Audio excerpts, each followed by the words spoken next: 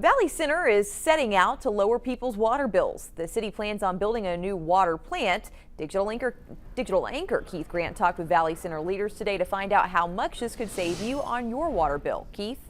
Rachel, the city says the new plant will bring savings directly to residents' pockets. The new water plant will cost the city roughly $20 million, and the money's already secured.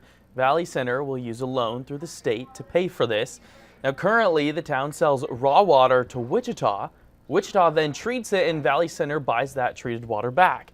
So the city says cutting out Wichita should cut costs by half. Currently, people in Valley Center pay $5.50 per 1,000 gallons of water. My goal is to have that be $2.50 per 1,000 gallons, not really mess with the base rate. Right now, the base rate is $30. You can expect to see construction on the water plant start in August next year, and it should be operational in 2027. Keith, thank you. We have a fact find.